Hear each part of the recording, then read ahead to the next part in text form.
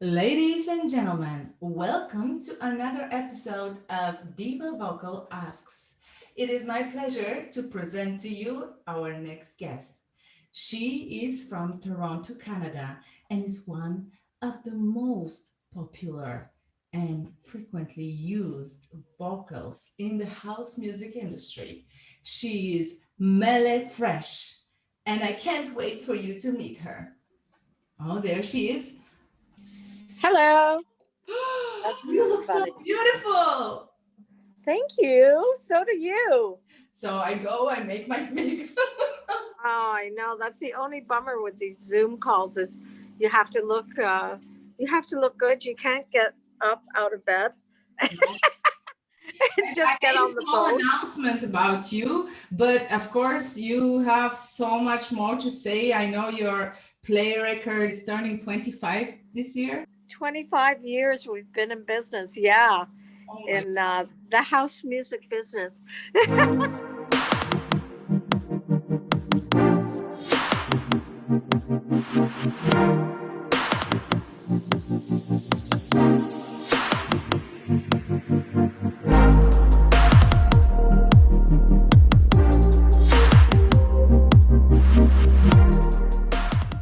Well, I've been doing music for a long time, but house music has only been really totally happening since 2006, I would say. Well, 19 well, yeah, 2006 it totally took off. 2005 6 when I first got involved with Deadmouse. But before that, I was doing a lot of electro clash music, like more sort of trip hop and totally underground. So it wasn't, and also there was not a lot of outlets back then. I mean, you could only do CDs and vinyl. And in 2005, I think it was when Beatport first made an appearance and actually contacted us in Toronto because we'd put out a lot of vinyl, underground dance vinyl, and they were aware of us and they asked us to join them. And we said, yeah, sure, why not? Because it was going to give us a chance to get our stuff out digitally, because there was no other outlet, right? And iTunes was doing stuff too, but their stuff was pretty middle of the road and poppy. So even if you were on iTunes, it wouldn't do you wouldn't do great if you were more sort of underground and dance music. So yeah, we went with Beatport, and things went crazy. And I think we were their one of their highest ranking labels for music between 2005 and 2006. Um, and we met the guys in Miami, and that was really great. And things just went mental after that. And so we've kept up a consistent amount of music on Play Records, I on have like Beatport a for sure. thousand questions in my head because I know why I got into dance music. Uh-huh. I went to school in California, and that's where I heard electronic dance music, and I fell in love for life. But I've always had people ask me, why underground? Why don't you go more mainstream? And underground is where my heart is, but I want to know how the path for you went on because you're very I saw you in London. I had the chance to meet you in person and see your vitality on the mic. You're very playful and this very joyful sounding voice. Uh, Mm-hmm. so please tell me more about your path, your personal road to underground. Um, I think probably I think it might have started because I was doing voices for radio Uh-huh. and radio shows, radio plays.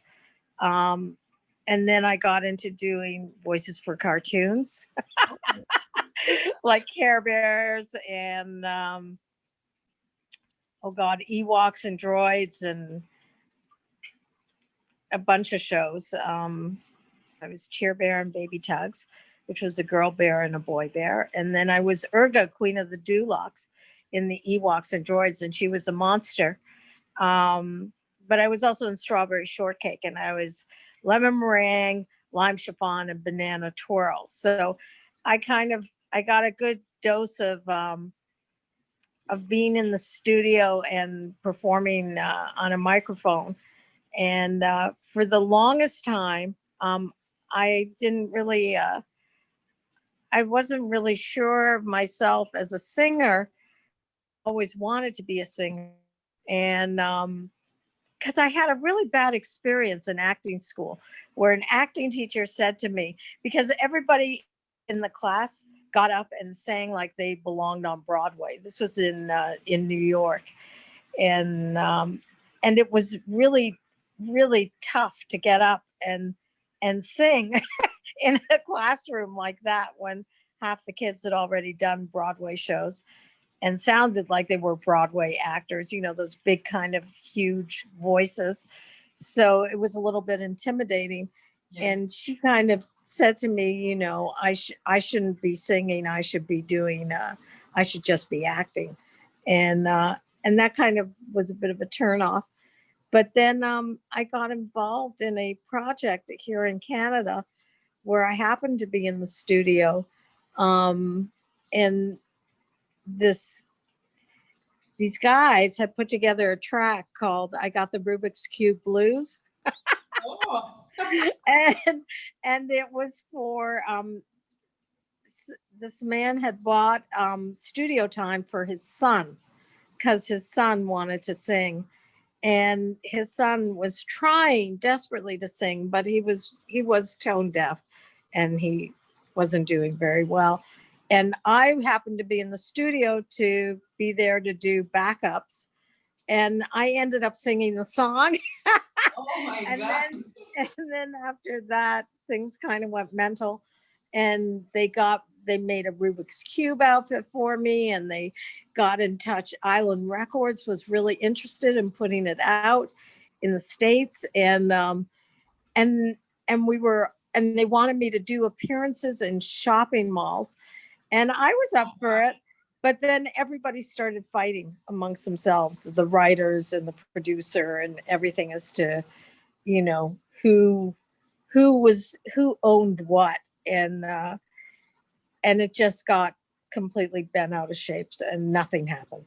When there's a lot of cooks in the kitchen working on like one thing, I mean, there was like three or four writers actually, and the main guy, the producer, and the studio, the engineer, and just everybody wanted a piece of it. And I wasn't getting paid anything. And Oh my God. I was like the main person there, but they were doing all this stuff like making costumes and all.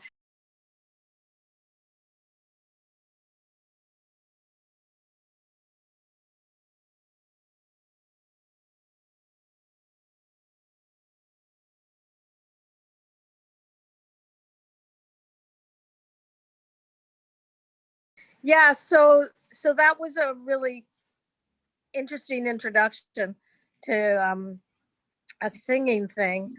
And plus I'd sung some I sang in a film called Rock and Rule. I had written a song called Hot Dogs and Sushi, which comes on right after Earth, Wind and Fire. And it was an animated feature, and Deborah Harry from Blondie was in it, and Lou Reed, and Cheap Trick, a bunch of rock and roll people. And I had a part in that. I played a groupie outside Carnegie Hall, and I sang this song called Hot Dogs and Sushi, I will which definitely is check really that one cool. out because it's the two most favorite things in the world for my son. So I will check it out. after we. Hot dogs and sushi. Cool. It's a cult film. It's like it was released back in the 80s, and at the time MGM Grand was involved with it, but then they changed hands, and they didn't get the promotion that they should have really gotten on the film, which was a shame. But in the years that have gone by, it has turned into a huge cult classic. So that's called Rock and Roll. Don't forget it. But yeah, so back to hot dogs and sushi. Hot dogs and sushi, no, Rubik's Cube Blues. So yeah, that was the first step. And then I ended up doing an album with a guy called John Henry Ninehouse, and it was Melody and the Syncopated Symphonies of John Henry Ninehouse.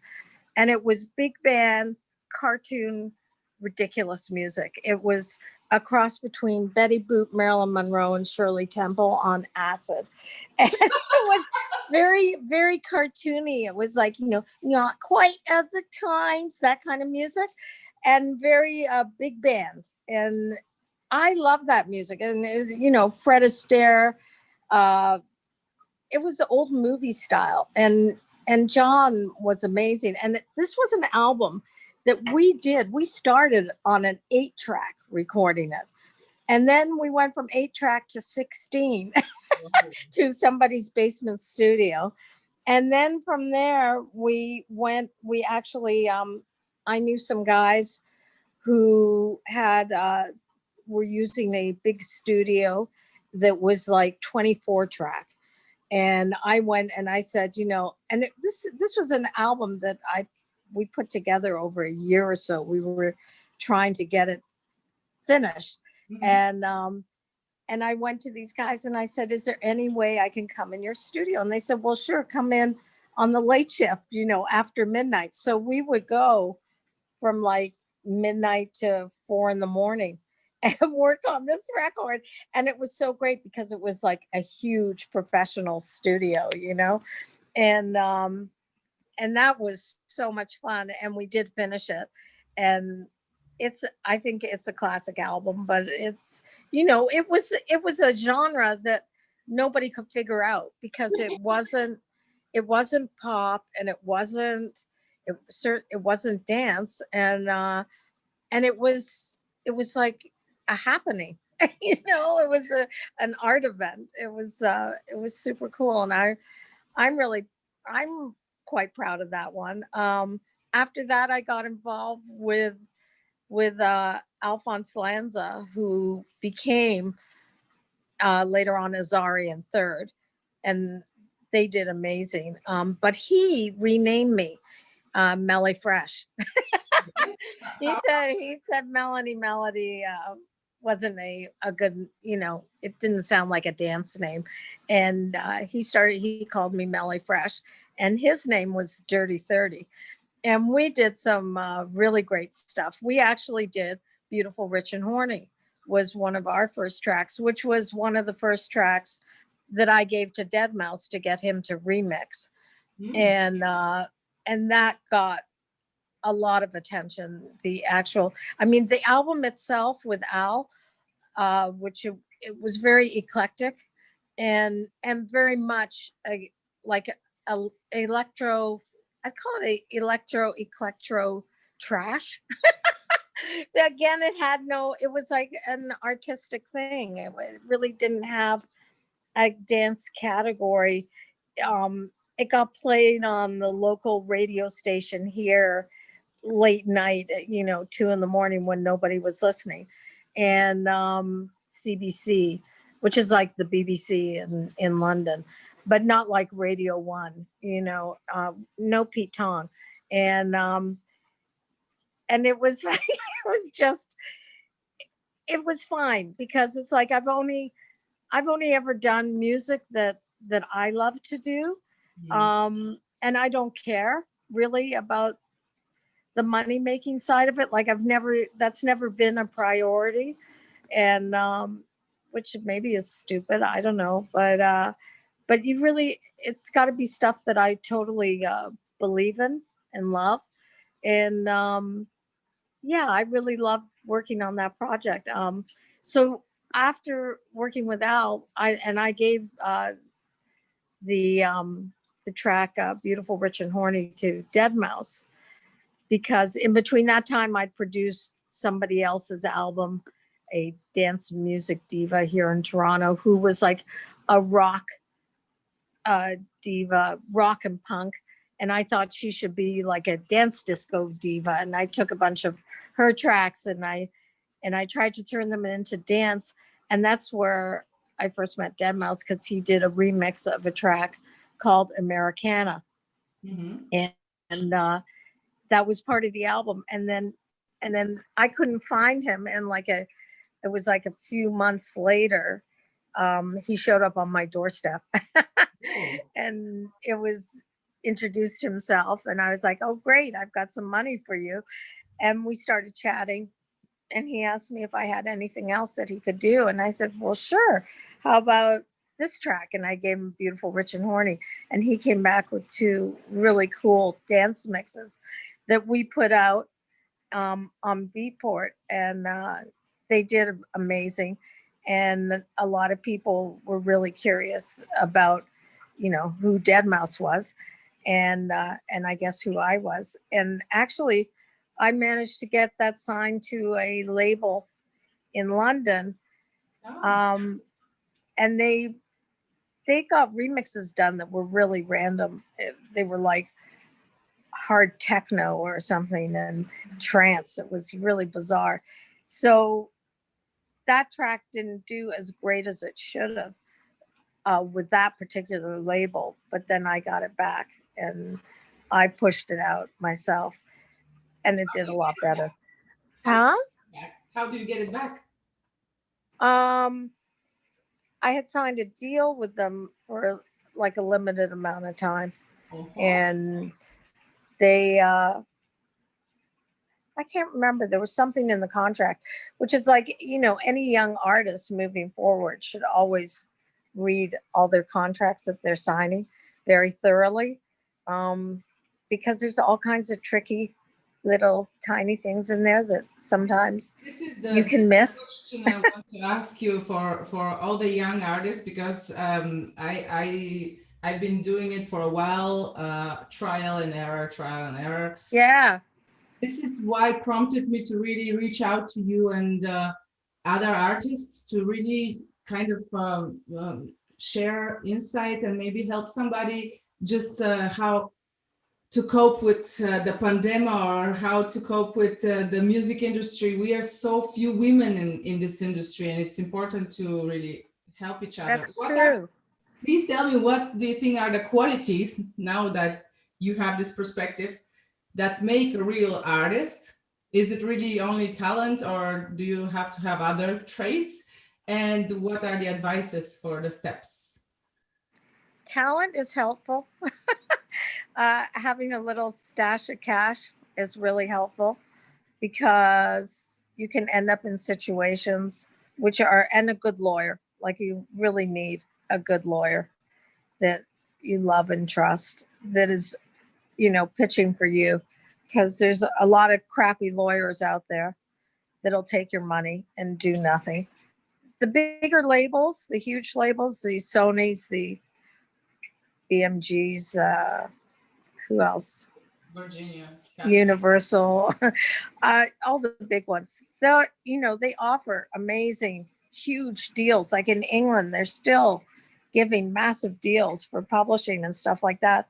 But a lot of kids don't realize that that money, they have to pay it back. It's not it's not their money. They get offered like huge amounts of money, and they get signed to something for a lifetime, you know, and it's like shit. I think that's my money. I can spend it. Yeah. And also all the money that is used for videos and anything that happens, is that money is they use the record label uses the artist money to pay for stuff. So it's like it kind of dwindles, and you just have to be super careful making whatever deals you make. It's it can get very tricky. So I try and with play, and when we have new artists, we try and make it really clear to them what the deal is. And it's I don't offer cash advances or things like that because, well, for one thing, I can't afford it, and I it's becomes a huge nightmare. I think in the end, and who wants to deal with nightmares? Not me. um, but yeah, it's a tough one being a woman in the music business. Also, I found having the label was one thing, but having a recording studio is something else, and that's kind of handy because we have PlayDeep Studio in London, which is an amazing 3 rooms and a live floor, and This is where I came to visit. whenever. Hmm? I came to visit you over there. I know, It was that's where beautiful we and met. so cozy. And your son took me upstairs. I Right. went to see all the stores, and it was amazing. So cozy. Yeah, what else were we talking about? About women in the music industry, like what I have after 60 releases is one song, um, or 2 songs most, in a lot of different labels. Or but the most difficult part for me is that most of the times the DJs get all the recognition because their name is first. So even if I, as an artist, have started the song or came up with the melody and then the lyrics, all the recognition usually goes to the DJs or the name first. And this is what most singers, Right. female singers, they don't get the recognition because everybody thinks that the first name is the one that created everything. That's true. That's why you have to try and make sure your name is always first. Well, yeah, but But also as a singer, you can never be a feature performer. If you allow yourself to be put down as a feature, you'll be at the end of the list on Spotify or anything like it.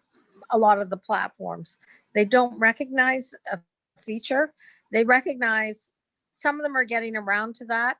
It's like even for remixing, if you end up remixing something, your remix will be at the very end of your profile. It gets buried. Um, you have to make sure whenever you're doing as a singer a project with someone, you're either on the same, like it's just, like Melleefresh and Speaker Freaks, or Melleefresh and an and sign, an ampersand, DJ Gender Fluid, yeah, I or understand. you do or How you do verses. how do you make the guys, they are the majority, they have the upper hand to put your name first? Because this is how I started my career. I started as a featuring artist, and slowly I gained recognition by the DJ, and then I ended up being like part of a duo. First his name, then it's mine. Then I started collaborating with more and more. But every time I ask that my name is first, or they give me back a track on in return with my name first, they decline. Really? Yes, Well, that's not very nice. I know. So I started Why? saying, okay, I will make this song for you, because they reach out. They're like, oh, listen to this beat. And I said, okay, I'll do a top line for you, but in exchange, you do remix for one of my songs. And they're like, oh, no, Right. not interested. We don't have time. This is Seriously? on the Yeah. Balkan side of the world, so it takes me a lot of effort. I am very popular in Russia, luckily, because of my collaboration with Andre X. Uh-huh. And I was able to strike a deal like that, but the guys, they feel put down. It's so stupid because there's so much room to share. There's so, and nowadays there's so many new young artists out there. But I think, I mean, for me, the few times I've had situations, like I did a track with the Hoxton Whores, who decided to put it out as as a pseudonym called Stereo Scum, and it was they decided that they were going to put me down as a feature, and I called them on that, and I said, guys, I'm not a feature. I'm not. I wrote the song, like it should be. I'm on the same level. It's like verses. It should never be feature, and that's happened like only once or twice. But yeah, it upsets me when that happens, because it would be different if I didn't write the song, if I was singing their lyrics, you know. But I hum the melody and I wrote the fucking song, you know. So it's like you have to give credit where credit is due. It's like I don't hire writers to write my stuff. I write my own stuff. So I need, it's like 50, and a song is 50-50, right?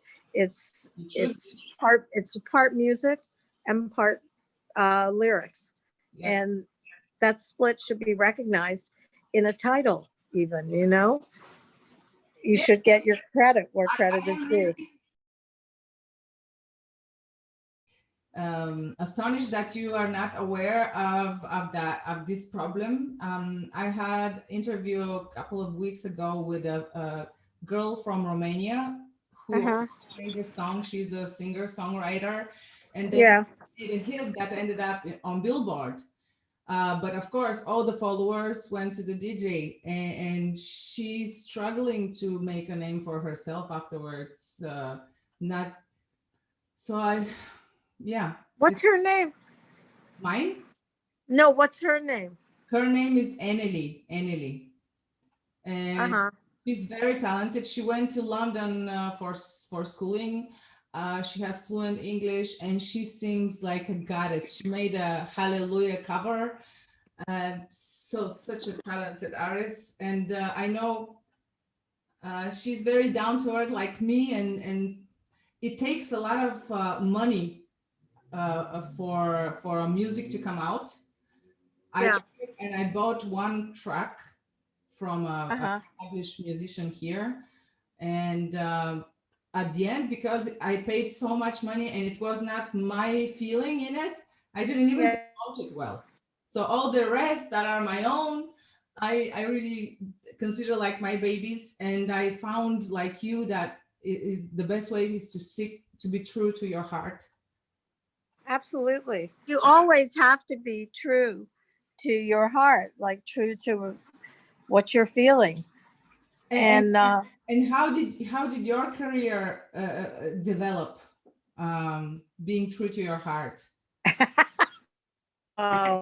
Just, well, like I said, everything that I've done leading up to doing this music thing full on has been a learning exercise, and has been, you know, stuff that I totally believe in. What about the pandemic? How did it affect you, and how do you keep your cool and stay so fresh and beautiful? The pandemic has actually given me a time to reach out to different people. Like you reached out to me on to do this conversation.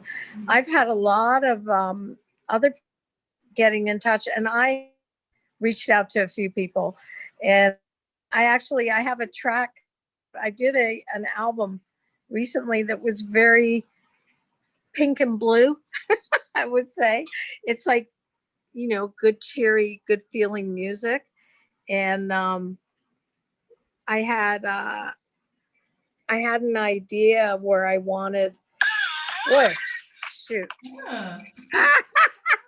That was you. I wanted a rap in between.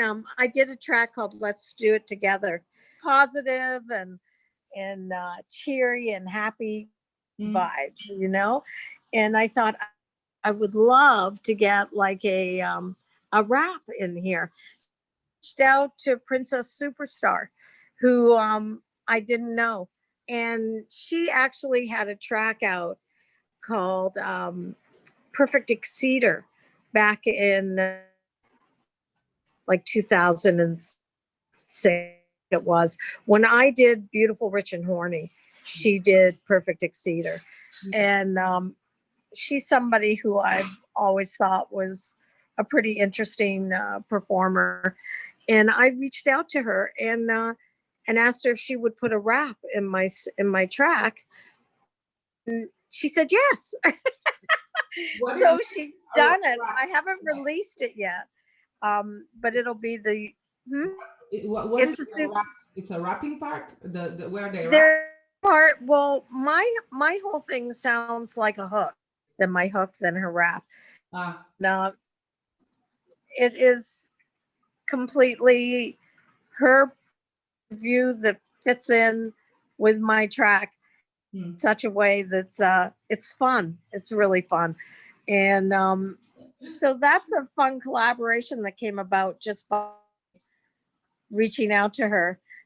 This being our 25th year in business, I was thinking trying show, like some kind of show Hmm. where we have like I would be the hostess extraordinaire, of course, and sing a song or two, Yes. but also get all the DJs, Ah, producers, as many as I could, whoops, that are involved with Play Records.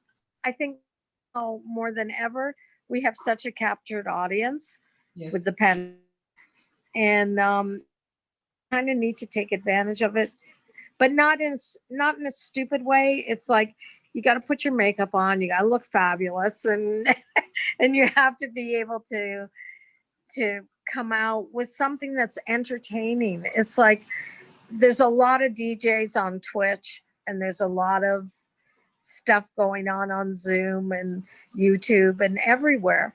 But I think quite often you to like DJs and they're just spinning records or not even like, selecting CDs and selecting tracks, off of Tractor or record, whatever that they're using with CDJs. And there's nothing visually really exciting about them.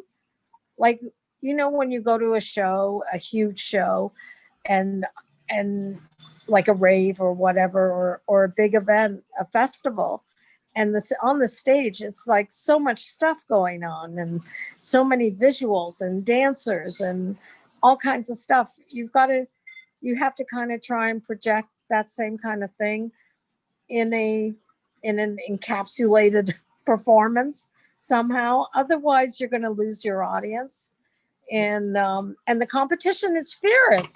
There's so many people doing stuff, you know. So But I the don't know. ones that are following you and they want your energy, they will always follow you. Because Well, hopefully, at least for the first like a few seconds, they will tune in. I hope. that would be nice. That would be really Of nice. course, it depends Actually, on you should do a track. You should do a track with one of my. We should put out a track on Play. That's the. yours. Yeah, let's do that. Let's do that. That would be awesome. I can let the DJs be in front and be featured in the back. I'm used to that already. Oh, I would do that to you. I would make sure that you were front and center and you would get credit, and we would make sure that your track appeared on your page on Spotify or What is the genre that Play Records is mainly doing? house music is pretty big. it could Okay, be I it could have be one. tech house or disco house or progressive house, I was able to future make a house track or that went to number 7. genres, jack and house. I have a few songs that are good. I was able to make a disco track that went to number 7 on Beatport, new disco. Wow. Yeah, it's Uh-huh. back to the disco, and it will be my pleasure to have something on your label. Really. because I That like. would be amazing. That would be amazing if you have a producer that you're working with that you like. Would be great. If you need to work with someone else, I can hook you up. I No, can hook you. go ahead and hook me up because I I need. can hook you up. I got Please, a track called I Can Hook You Up. I can make that happen because I run the label and I make the decisions. And for me, I've always think it's super important to give credit to the singers. I Like had, that to me is a big thing. I had the Bulgarian national radio now really tune into me because I started from underground. I started making a little more pop because Uh-huh. I know that radios want that. And I was able to get my a couple of my songs on their Bulgarian National Radio Top 20. And now Right. I sent new one, and they are really focusing. They now want all of my discography because they realize that I'm the one writing, doing, and probably Cool. a rare artist that Eddie Amador, the guy that made. Not everyone understands house music. It's a spiritual thing. When I was talking about Hoxton Whores and Stereo Scum, the track was called Let's Get Dirty. And it's a great track. And actually, they played it in Ibiza like every single day Really? on the beach because a girlfriend of mine called me and said, Melly, I just heard your song. I was in a bar and I heard it on the radio. And I'm like, holy shit, that's so cool. And I mean, because you never hear, like I'm in Canada, I don't hear what it's being in England or in Ibiza or whatever. And so that was super exciting. In conclusion, what will you wish for our viewers? What do you want to tell to the world? Something you can say, not sing. Oh, let's see. What do I want to say? Uh, well, peace and happiness. I want everybody to try and be happy. That would be really nice. Um, and do it to death because life's too short. And if there are things, if you have dreams and things you want to do it. Don't let anything, like, just continue doing everything that you've ever done and do it more. Because right now, like I said, you have such a captured audience. And if you have an idea, you should get out there and do it because this time might never happen. How busy we all before this pandemic, How busy was everyone? Like you couldn't get anybody on the phone. Now everyone they're answering their phones.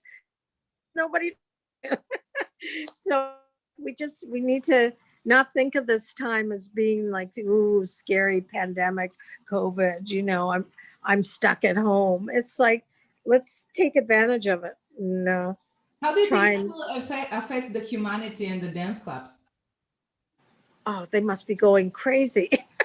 People must I mean it's it's really not that much fun to be home alone. I'm not home alone, but I mean, for a lot of people out there, yeah, they are. And it's like the nice thing about going to clubs and events and festivals is you just meet so many people and it's fun. And it's fun to dance and it's fun to jump around and be silly.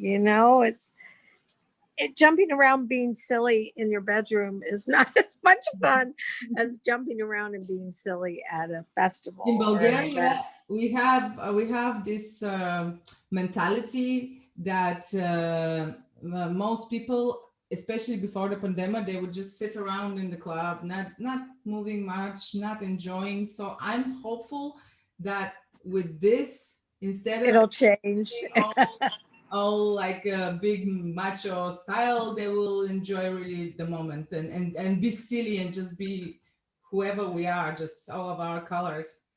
Oh, that would be so great. For sure. Well, For thank you so sure. much. Thank you so much for this interview. I'm really enlightened by you, touched. Ah, Mel. thank you. Thank you for thinking of me. And yeah, I if anyone's interested, go check out my profile. Check Yeah, it out on Melleefresh. Spotify. And This also year, Play Records. yeah, Play Records for sure, because it is our 25th anniversary and we've got a lot of really cool surprises in store for everyone. If you tune in, tune in. Good day, I everyone. want thank you so much, Diva. It was really nice to see you again. Get on that, Diva. I will. Okay, hon, we will talk soon. Yeah. Yes, And send me some stuff. I will And I right love away. you. Love you. Bye Bye. bye. Take care. Bye.